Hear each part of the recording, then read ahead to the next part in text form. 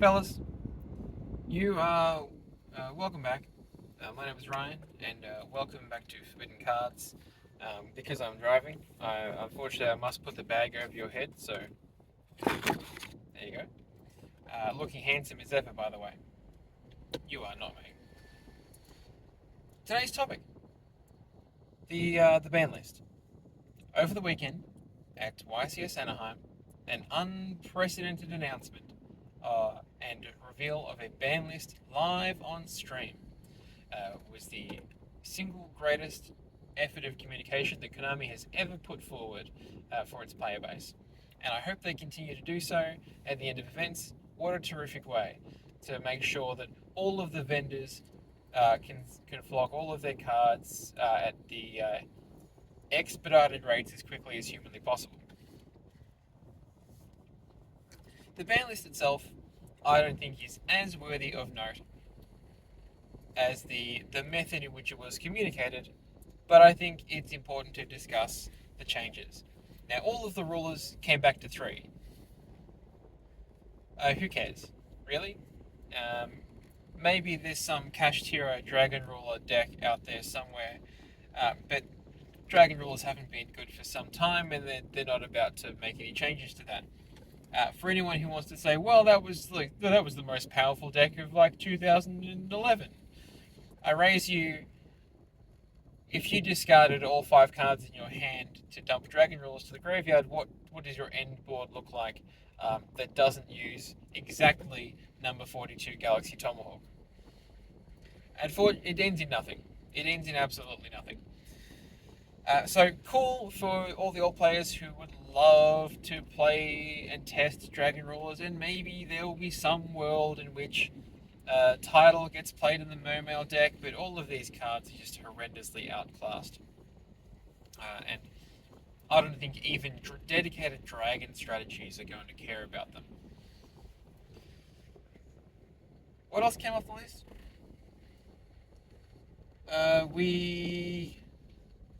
I cannot remember. Oh, was it Circle? No, not Circle. What's the Ubel card that we got back?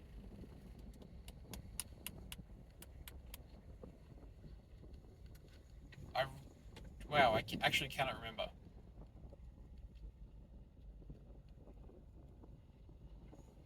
The thing that Dark Beckoning Beast summons. Wow, that's a really poor memory on my part.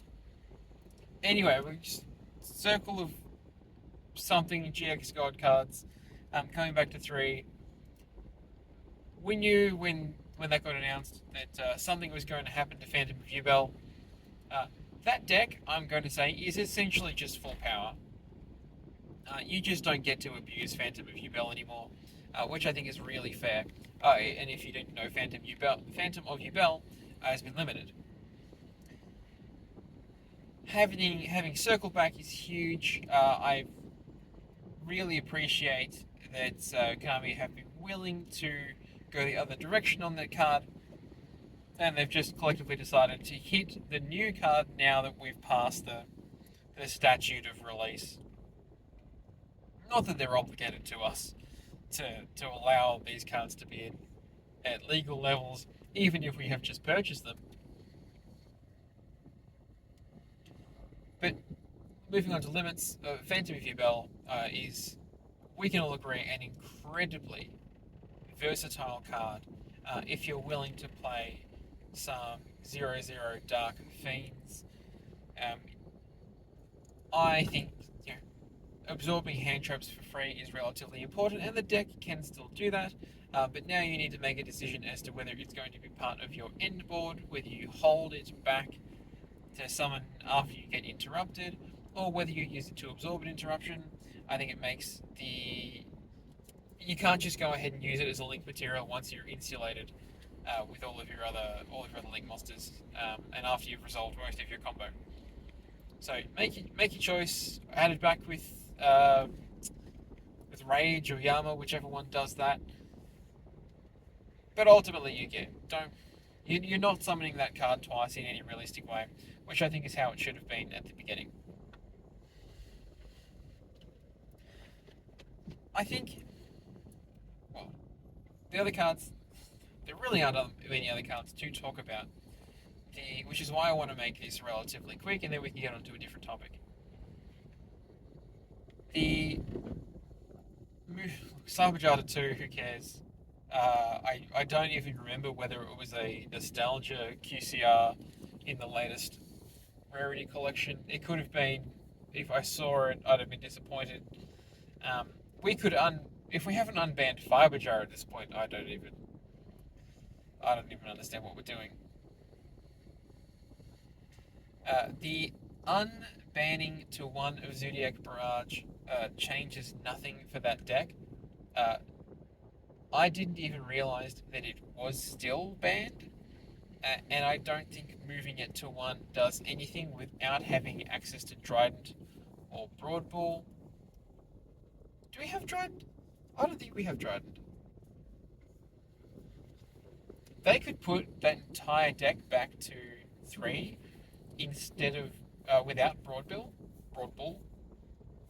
and the deck would be completely fair, and you would have access, sort of like the Master Duelist Cup a couple of years back, the original grinding Duelist Cup for Worlds, where people were using the Zodiac engine as a way just to slap a couple of 4s on top of each other and make a Trident.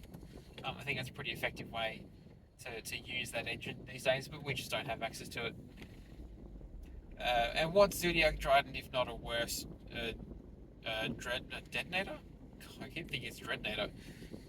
Zodiac Trident's just a worse detonator now. So I wouldn't be surprised if we eventually get that card back to 3, because we really don't need to keep these cards back under lock and key. The bans, I think, are of course the most interesting part of any forbidden and limited list. The banning of Gimmick Puppet, Nightmare, and sorry, just scratching my eye. Goodness me, traffic is horrendous today. The banning of Gimmick Puppet, Nightmare, and Jargon, the Spiritualist, will hurt all of the one-branded duelists we know at locals. Now, that's not to say there aren't going to be other, even less innovative monsters you can summon off of Albion, Sanctify Dragon. But it just means that you won't be locked as firmly as you were before. Gimmick Puppet Nightmare having a condition that locks you out of summoning for the turn, whereas other cards like Jargon, Jargon Big Band, other cards like even Archlord Christia, if that's what they wanted to do, or Edo, the Mythical Beast, or something like that. Those cards can be removed, those cards can be dealt with, and so they reduce the percentage chance that you're going to just straight up lose to them in a branded match. And we can't forget that branded Fusion went to 1 on the previous list, which makes me even less afraid of playing against that deck. Not to mention, everyone and their dog is playing Ash Blossom and 13 other hand traps in their deck. If you're getting to Sanctify, your opponent really was begging for death. Let's talk about Original Sinful Spoils Snake Eye. I think it's easy to forget, for us living in beautiful Down Under, Australia, and New Zealand, that the last 9 months plus, or longer, the last 11 months, since the release of Phantom Nightmare, have been fully polluted by access to the Snake Eye engine through many wonderful and colourful means.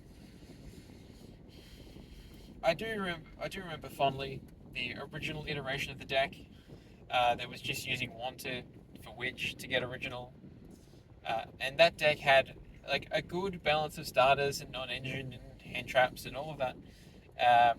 And while it was the best deck in the room, it certainly wasn't oppressive by any means. I think you could play other strategies around it in such a way where you could see success with some more fringe strategies. As we progressed further, we got Phantom View Bell, we got the Nightmare Throne, all of the Legacy of Destruction cards, and eventually we introduced more decks to the strategy. We had more of a triangle going with Tenpai, Yubel, Snake Eye.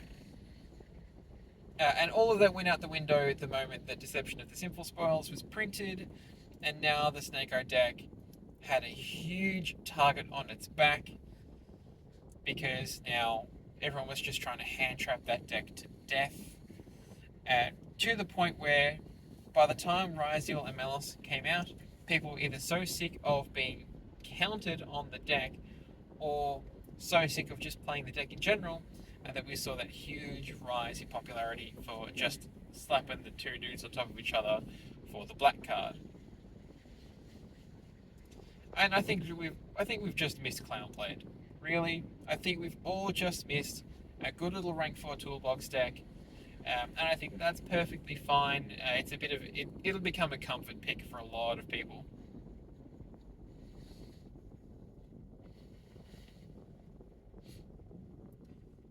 Where original being banned is interesting is I think anyone with a couple of brain cells left to rub together after the last 8 or 9 months will realise that without original Sinful Spoils, you can now no longer bridge the Azamina or the Wanted or the Dear Bellstar engine in with Snake Eyes in any way, shape, or form. So now with Snake Eyes, you have at most. Let's theorize it. Let's theorize what that deck means, what that deck can do. So you have your one Ash, you have your one Poplar, you have probably Temple, because you want to be able to search something from Poplar. And I don't know if there are many other Snake Eyes cards now. You're not playing Witch, you're not playing Wanted, you're not playing the Azamina cards. So now you have to access all of your level 1 fire monsters through higher cost cards such as 1-for-1, Where Art Thou, Small World. You definitely can't afford to play Pot of Desires. You could play Pot of Prosperity if you wanted to. But now any single point of interaction in that deck, or against that deck, has a far harsher consequence, even though I believe the ceiling still remains at the same height. You can still resolve Snake Eye combo, you now just can't do it anywhere near as consistently, and now you can no longer insulate it with a negate using the Azamina fusions. For me, that spells death for a deck. If all of your game pieces are limited, and then you cut off the 12 other starters that Konami was willing to print for you, that's the end of the day. The other cards, of course, we have to talk about. What does that mean for the Wanted and the Deception engines? I think I talked about this a bit yesterday, but the issue with the Wanted engine and the Deception Sinful Spoils engine is every single one of those cards, when you activate them, costs you at least one card to play, which requires sending a card from field or hand as cost. And Deception requires you pitching. I think you need to pitch a monster in order to search. Every single one of those cards requires an investment in terms of card advantage in order for you to progress the game. Meaning, if Witch gets impermed, veiled, or mourned, you're now down to 4 cards, including the Witch, but now Witch is no longer productive. And if Deception gets negated, if it gets Ghost Ogred, you now have 3 cards left in hand, all of which have to be productive starters for your deck, which now can no longer access more powerful, high ceiling engines such as Snake Eye. I believe we're getting tie-in lore for the Whitewoods cards, so maybe that is a way that we can approach that strategy.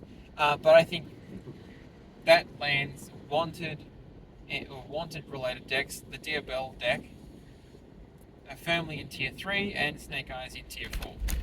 Just simply not worth playing those strategies unless you find some other side engine to play them in. But the way that Yu-Gi-Oh players build decks these days is just not worth the time.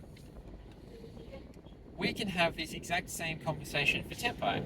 Now, obviously Tenpai was one dedicated deck that weren't really playing another engine in the strategy, but with the limiting of Chandra and the limiting of Sangan Kaiman, I don't personally see a reason to play that deck.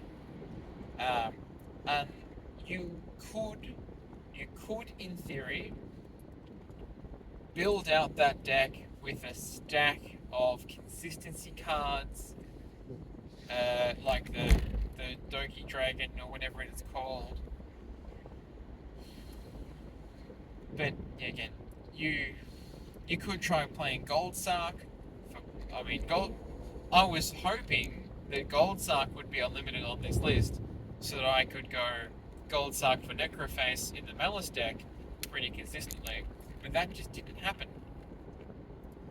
But you could technically Gold Sark for Blaster, and then Blaster grab Chandra, or Fadra, or Pydra, or Genroku. That is an option to you as well. I think the Tenpai players, using their last remaining brain cell and a couple of dollars after buying Trident Dragons, are going to have to try and rub them together just fast enough to get fire moving to even remotely approach a playable deck that gets to do nothing on turn 1. The best part about the Tenpai deck, we can agree, is not the Tenpai cards. It's all the board breakers and oppressive crap like Heatwave, Deep Barrier, just trying to hand trap your opponent to death. It was a successful deck, but I'm glad to see it gone. I got more out of this than I thought. I can't remember what the other changes were to the list, because the list felt so insignificant outside of original Sinful Spoils and the Tenpai cards, and because they just weren't going to hit. They weren't going to hit the new products, were they?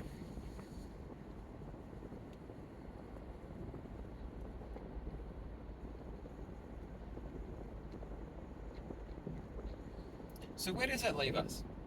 Now, I'm not the kind of person to do a tier list, mostly because the bulk of the videos I will be making from now on will essentially have to be what I can get away with while I am driving a motor vehicle. But if I had to place decks in order of potency, I think it goes, no question about it, Ryziel/Ryziel Fiendsmith. I think Fiendsmith is actually a second deck, I think a second in place, and Malice is a close third. I don't think we've quite solved the Malice deck just yet.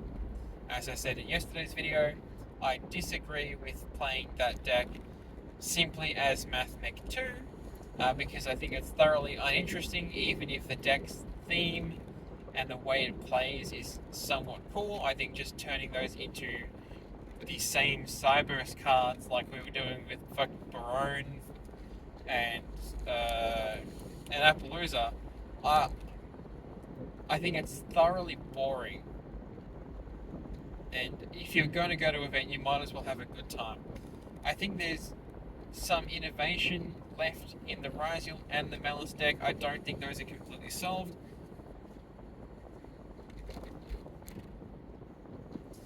Because one thing of note, if you do live in Australia and you've been looking at all of the lists from Road of the King for the last 3 months like I have, you will notice there is a titular card in there getting released in 7th Tachyon. Now, for those of you who don't know what 7th Tachyon does, you reveal a monster that contains in its name numbers 101 through 107, that includes numbers C101 through C107, and then you can add a card from your deck to your add a monster from your deck to your hand with the same level as that monster's rank, and either the same attribute or the same type. So what the Ryziel players could do is they could reveal number 104, I think it's number 104, 104 Masquerade to search for either Ice or Xed, and then in sided games use number C104 to search for a level 5 fairy, which would be Artifact Lancia. That is a pretty huge boost in consistency that will not be available to the Australian public before YCS Sydney coming late February.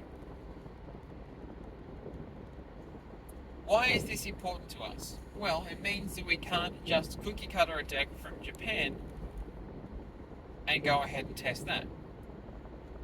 I think that playing all the Ryziels in the ratios we've come to love, 3 Ice, 3 X, 3 Sword, 1 Node, and 3 Bonfire, is not in itself consistent enough to approach a tournament.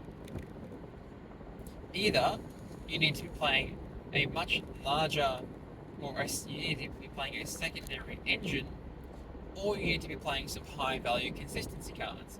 For example, Pot of Prosperity, Pot of Desires. I think playing Pot of Prosperity Desires is a rather boring approach, and I think there may be some value in exploring options that get you into generic rank 4 monsters just to jam Duo Drive. Because realistically, if you can jam a Duo Drive before you summon any Ryziel monsters, you can now make a plethora more exceeds than if you just started off with Ice or Xed or Sword. I talked yesterday about wanting to test the Kashtira or the Runic deck, the Runic cards in that strategy. That I have a sinking feeling that those will just fail me in practice. But let me defend myself. Kashtira, while each of those cards, both in Unicorn and Fenrir, are individually impressive into hand traps, Unicorn can search for Theosis, which can summon Fenrir, which can then search for Rise Heart. Now, Rise Heart can summon itself from the hand while you control the Kashtira, which then locks you into Exceed monsters from the extra deck, which in that deck you simply don't care about. So you can turn that in any other level 4 into your Duo Drive, search your Ryziel monsters, and get off to the races. All while the Fenrir and the Unicorn are sitting there waiting to start picking apart your opponent's board should those cards be interacted with. So Ash Blossom, Veiler, Morna, Bell, Ghost Ogre. If your opponent uses any of those cards to stop their Duo Drive, you can then punish with Unicorn by picking out key pieces of removal from your opponent's extra deck. Now this has always been the case, and I think the Kashtira engine will get more popular as we approach later events, because I think they trade just about as well into hand traps as the Fiendsmith engine do, but they have just fewer moving parts. My theory with the Runic deck is all of the Runic spells can, in theory, summon a level 4 if required. They also can, in different situations, provide a different form of removal that your opponent isn't going to be playing a crossout target for. So let's think about things in terms of how you would break a block. If your hand is, let's say, a number of Ryziel monsters and then 2 or 3 Runic spells, and in this, let's imagine that you've hand trapped your opponent maybe once or twice, and they didn't get to execute their full combo, so they're not ending on the Star Age combo. If your opponent is trying to resolve Detonator, detonator, you can freezing curse the detonator. That's a way of removing it as a threat without having to try and destroy it, or try and you know, without having to main deck anything silly like Ultimate Slayer. Some opponents are just going to make Detonator because they don't want to beat Nibiru, or they're unsure of their lines through Nibiru, or they just couldn't get access to Cross, which is perfectly fine because all you need is one piece of removal to get around it. What you're then playing against is your opponent's hand traps, and I think both the Ryzeal cards and the Runic cards trade really well into hand traps, because your opponent is going to have to choose to throw away their effect negation on a Hugin to search the fields, to search for Runic Fountain, or they're going to have to hold that interruption for a far more important duo drive. So you can't focus on breaking the board. Now, I don't know where this lines up in practice, where you lose your battle phase, but it seems neat, and I'll big quotations, neat, to have 15 different ways to interrupt your opponent's Ryzeal board, or to try and break your opponent's Ryzeal board, with cards that just aren't going to be in your opponent's deck as copies for Cross it. Think about this: destruction on Cross, so that they can no longer negate monster effects.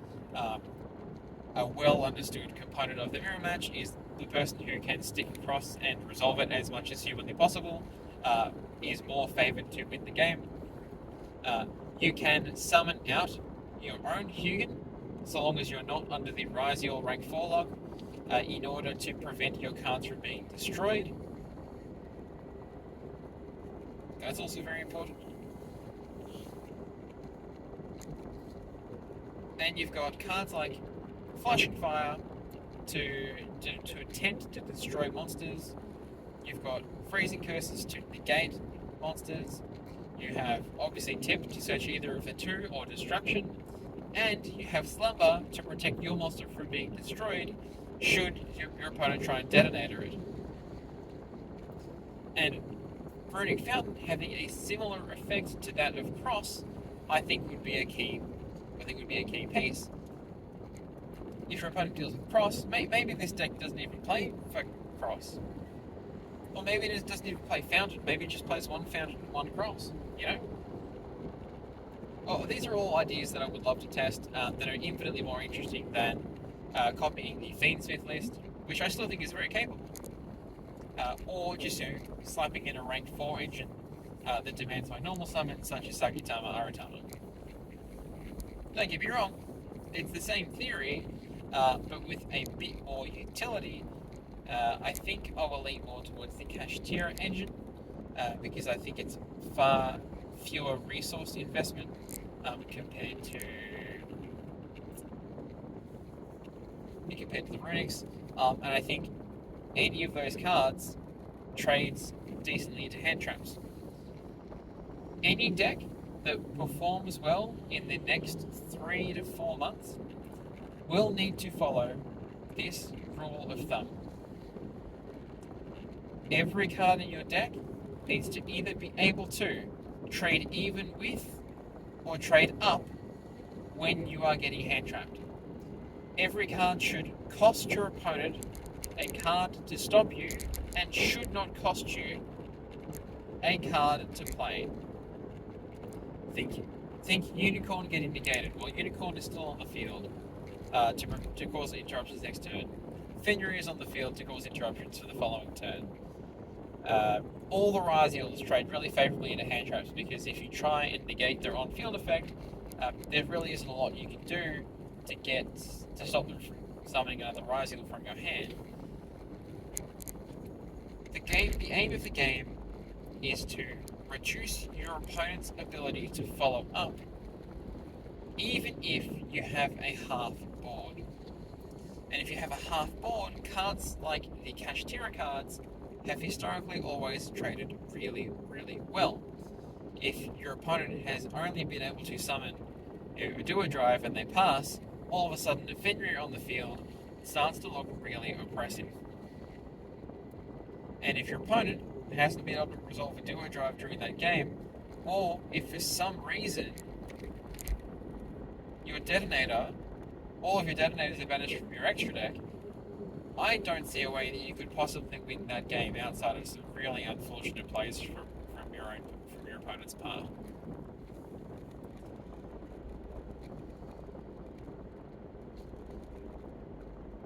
And don't forget, if if you simply just play a Kashtira monster in a sided game, so let's say let's say you're playing game 2 or 3, and you're going first, you can confidently say that your opponent's probably siding Ultimate Slayer to out your deck. All you have to do is just summon a bunch of Kashtira monsters and sit on them. And if you've got a large enough volume of hand traps in your hand, there is just nothing your opponent's going to be able to do using the side deck cards that they thought would be useful to deal anything with your board.